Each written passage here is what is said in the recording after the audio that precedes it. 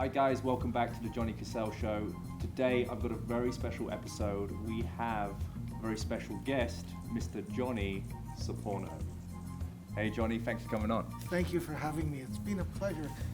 It's been so long that you and I have known each other and gotten along so well online, and to actually once again sit in your company here at my place is atomic. It's a pleasure to be here, and thank you for hosting us. We've felt very welcomed already, and I know that for a while we've been trying to get together and it hasn't materialized, so... I blame Gareth Jones, actually. I blame Mr. Gareth. Totally kidding. Gareth has been trying to facilitate this for some time, and in fact has done a great job. Yeah, it's happening. So I really want to get into it. I mean, I've seen and I've known you for a long time, and when I realized that we'd be able to have this time together, and I would have the opportunity to ask you certain questions, I felt that what hadn't really been touched upon is your whole sort of, trajectory, like the whole sort of pain to joy story, which most people kind of talk about. I think what's highlighted in a lot of like your talks and what you encourage people to really sort of like express themselves in is a lot of female sexual emancipation. I mean, you talk a lot about that, but I really want to go right back to the beginning in terms of why you took the direction that you did. What sort of influenced you in the early days to sort of, be where you are today? Wow, that sounds like it'll be a lot of fun to talk about. It's not something I generally talk about. But because that's exactly why I asked it.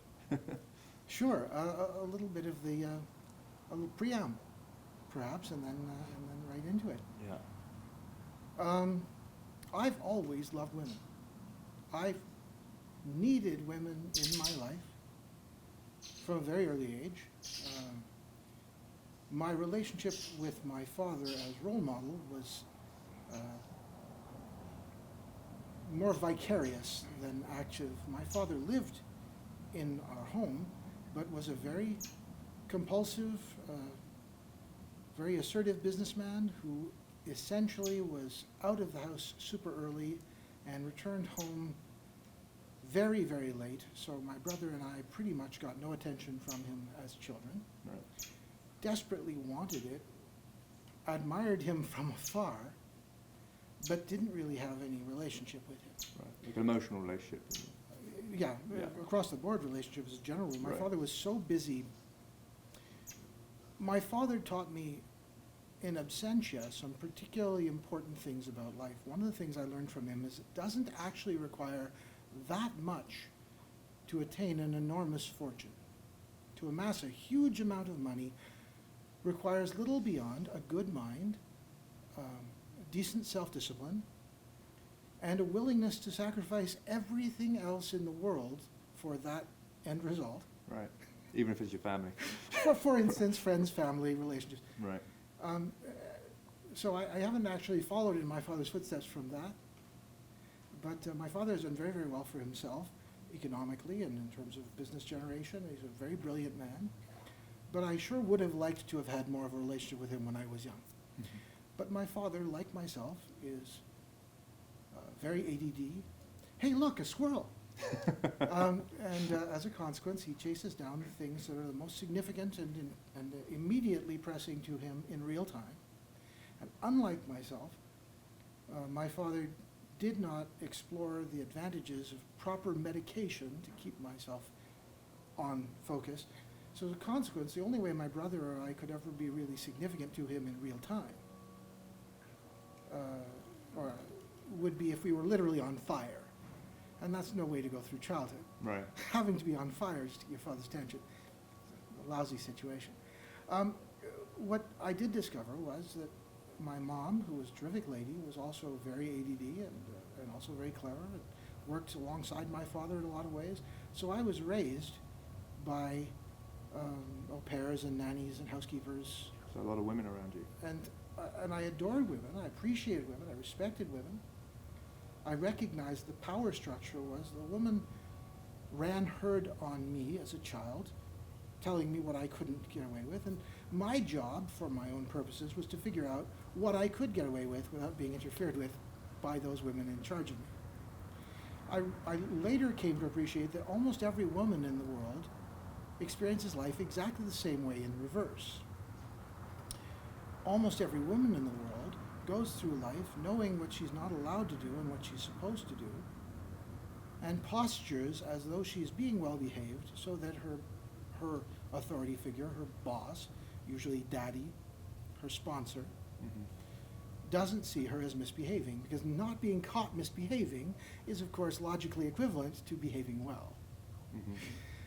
So as a young man, I went to theater school for a bunch of years. I was in a school that was very practical. There were very few males, a tremendous number of women. And I adored them and wanted to be with them, but I was totally nobody's type. And as a young man, I spent a lot of time becoming friends with all the girls around me. And then in my very early teen years, I was listening to them as they were describing their circumstances, all these beautiful young ballerinas and singers and actresses to be, etc. And they all had boyfriends, and their boyfriends were usually 4 or 5 years older than they were. And they all talked about how their boyfriends took them out to this nightclub or that nightclub, and while they were 14 or 15 or whichever, was certainly too young under normal circumstances. And how they could not actually stand their boyfriends, but their boyfriends had cars and took them out to clubs and paid for nice things for them. And I got into a lot of trouble with them, because every once in a while I'd say, well, wait a second, you don't like this guy.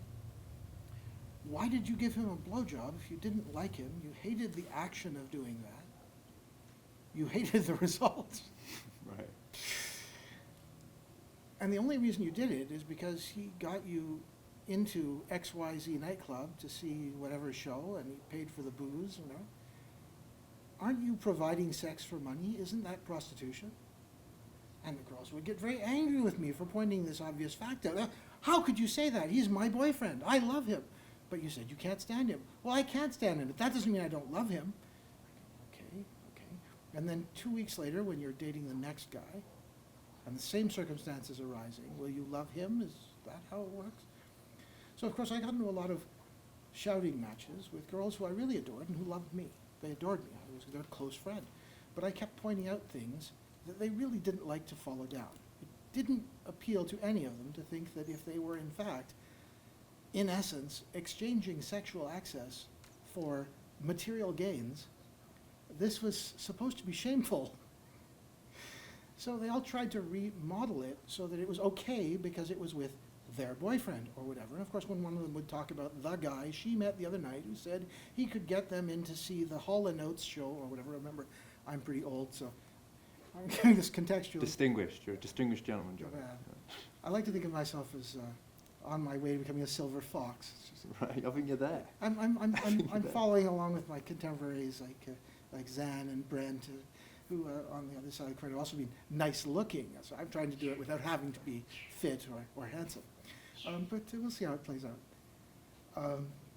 All other things being equal, adoring these women as I did and being friends with them and talking with them non-judgmentally, because I wasn't judgmental. I was actually staggered by the fact that it was shameful for women not to have a boyfriend.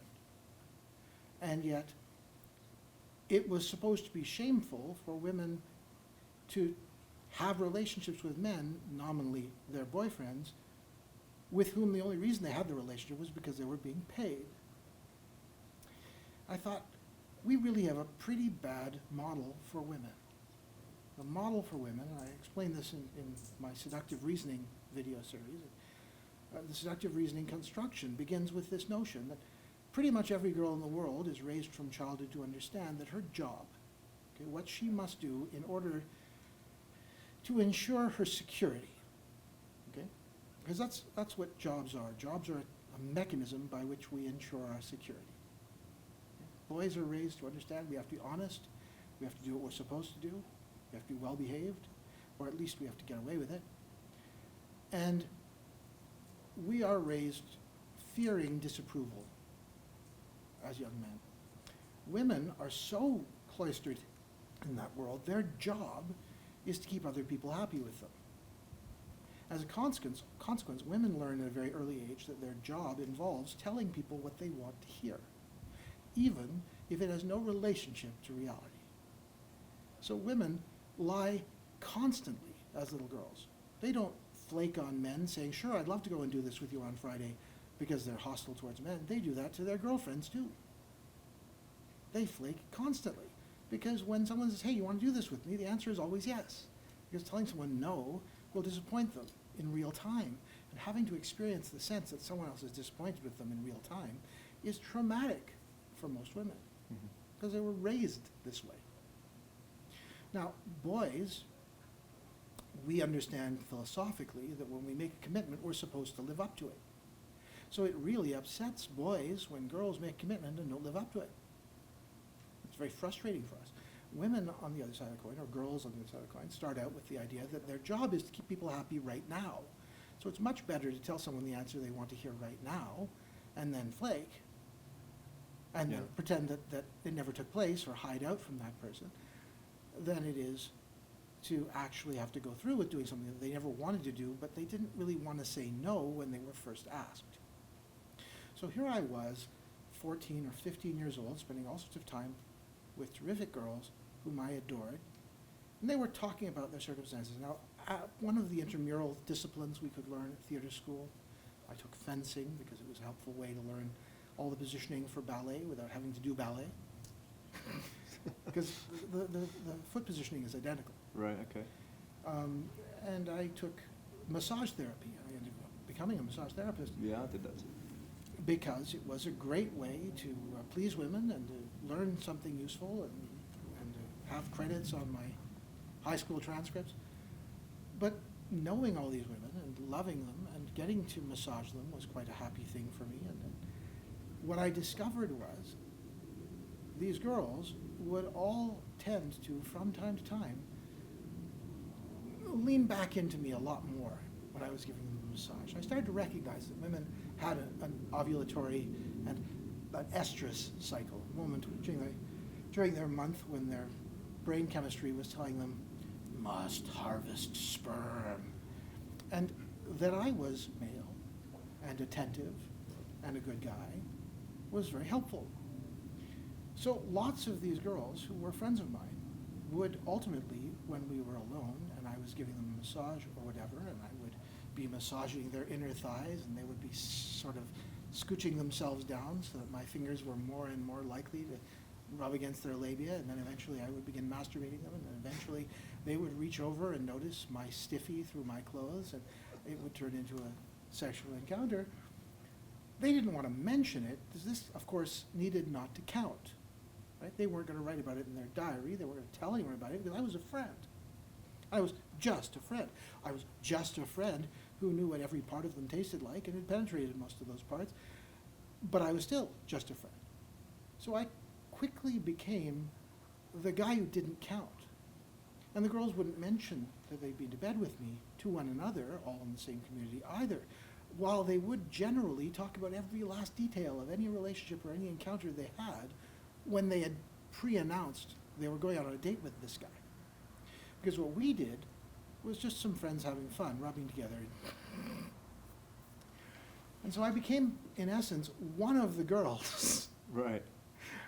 Amongst a whole bunch of subtly bisexual, at least as far as I was concerned, interactions. So I was having sex pretty early, and I was having a lot of sex with some really stunning girls, and it was a lot of fun. But I didn't have a girlfriend, and I didn't go out socially with these girls one-on-one. I'd go out with them as a bunch, and I would help them meet guys, and I'd help them get past their own inhibitions. I would point out to them, who are you trying to fool, right? That you're such a good girl. Did you want a girlfriend at that point in your life? I had had a girlfriend who had somewhat broken my heart just a little before this. The girl who had helped me overcome my virginity crisis went away on a year abroad pretty much immediately after our first and only sexual encounter, and then Dear John'd me. Right, okay. In the traditional sense, which is easier when your name is actually John, ours. yeah. So, and I was feeling a little, despondent and down the dumps, and my girlfriends were all there for me emotionally supportively, but not physically supportively. But they all knew that I had had the sex. And so I was a vetted, blooded person. I could wear the red jockey outfit because I'd already done my time. But my playmates, which were my girlfriends, and say girlfriends, no, just friends. And this was wonderful, and I quickly learned that the girls needed for me to be just a friend because they wouldn't be allowed by their next boyfriend to hang out with me if he knew that we'd had sex. So I became just a friend to girls that I had had sex with, that I would have sex with again. Because while we weren't having sex because they were currently infatuated with some new guy, the girls still loved me, adored me, wanted to spend time with me, and I still loved, adored them. I would still become aroused by them and such, but I knew they weren't interested, so I would find different outlets. But I didn't want a girlfriend. What I wanted was to continue exploring the possibility that by helping women emancipate themselves from this cruel trick society had played on them, it would work out well for me. So let me explain the cruel trick. I sort of alluded to it a little earlier, the seductive reasoning paradigm. Mm. In our society, women are divided into two categories. Okay? Sexually active women are delineated into two categories. On the one hand, we have the girl who has sex for herself, for fun, because she enjoys sex. She chooses her partners based on a whim or amusement by them in the moment, without any concern for commitment or any responsibility. She has sex with people just because they turn her on or because she's bored and wants to have sex. She does this without stress that society would otherwise place on her. And as a general rule, society after the fact, or even before the fact, speculating on this philosophy, condemns the girl out of hand. They say she is an awful person. She has no self-respect because she gives herself away for nothing. And there's a nasty four-letter word usually assigned to a girl like this. And when I'm describing this to women, I ensure that they give me the word. Now, what is the word I'm looking for? A slut, isn't it? There you go. Now the thing is, we uniformly have been taught and raised to condemn a woman who is a slut because she ignores social custom and instead does things that make sense to her, that feel right to her, that provide her with satisfaction that she wishes. That, of course, makes her valueless somehow. On the other side of the coin, we know she has no self-respect because she gives herself away for nothing. The opposite is a woman who has self-respect and therefore never gives herself away for nothing. She only gives herself away for profit. We have a word for a woman who only has sex for profit. Okay? What's the word we use for a girl who only has sex for profit? I don't know, what is that word? Well, as a general It's a rule, whore works, Right. prostitute works. Yeah, okay. Yeah. So wait, we've got this wonderful trick for women. Either you're having sex for yourself, which condemns you as a slut, or you're having sex for profit, which condemns you as a whore. So as you mentioned that, what do you think of the concept of, because you're not married yourself, right? But I think I've heard you say something about this in terms of how marriage is just arguably prostitution. Well, I'll follow this down. Right. In our culture, as a good general case, we have no respect for the slut, virtually no respect for the whore, but we give her an out, you see, because at least she has some self-respect. So we have two statuses for whores. We have the low status whore, let's call her the hoe, and we have the high status whore. The low status whore says, well, it's okay if I'm putting out because I'm bringing in. Okay? He paid for the tickets to see the show. He paid for the babysitter. He got my kids into a better school. He did my taxes. He fixed my brakes, got me a better job. He took care of me. Or he promised he would love me forever. He offered me security. He offered to sponsor my life. And so it's okay that I gave him sex because in so doing, I was completing this honorable enough contract. So the hoe is not as condemned as the slut who's doing it, ew, because she likes it. The low status whore gets low status respect. The high status whore, this is the one women are raised to become. This is the one who makes a contract with a single client in exchange for a lifetime of economic support for herself and her offspring, whom her contractee will no doubt imagine are his own. Okay? We have a nasty four-letter word for a woman who commits this act of contracting her sexuality, but she doesn't actually contract to make her sexuality available to her contractor. What she does is she contracts to not publicly make it available to anyone else. And so in exchange for vending her sexual access to a single long-term client, she gets the social respect of having established herself as being of high enough quality to have gotten a nominally solvent heterosexual to put his name and responsibility on her. We have a nasty four-letter word for that sort of woman too. Can you remember the word? Slut. Oh, no, the nasty four-letter word in that case is wife. Okay. In our society, we have the slut whom we condemn for doing what she wants to do for her own reasons. Okay? Take a moment and think about that. Mm-hmm. Do what you want for your own reasons. Decide, I want to be a research scientist, and it's going to require a lot of 20-hour days. It's not going to lend itself to having a partner and a family and the things that my mother and my aunts and my friends' mothers all say I'm going to need and warn me I'm going to become undesirable as I get older. I want to pursue these things that are interesting to me. I want to be an archaeologist. I want to be a medical doctor. I want to do something that's going to require so much of my time because it's fascinating to me and I'm enthusiastic about it. I want to be a radio announcer doing the morning show, which means I'm on at 4 so I can be on the air at 5. Okay? Something I want to do that suits me doesn't lend itself to a traditional housewife-style life. But I still don't want to live in abstractive chastity, living totally celibate and alone. So I'm going to have sex with the people who turn me on and that I like, even if those men or women don't offer to take care of me, don't offer to take on the burdens of life so that I can raise their children for them. And yet we condemn these women who are self-directed and independent and leading their lives. We brand them with the very same taint of slut, because obviously if they're having sex and they're not being paid for it, they have no self-respect. Now take a moment and think about this. As a male, if I said to you, if you do what you like for your own reasons and go against social convention, this proves you have no self-respect. How does that sit with you? It's nonsense. Of course. Completely lunacy. Because as a man, we respond, are you kidding? If I do what makes sense to me, what I reason and emote are the right ways to do something, and I do it despite the fact that the world at large thinks I'm making a mistake, that proves I have self-respect. QED. However, when a woman does it, for some reason, that doesn't play out.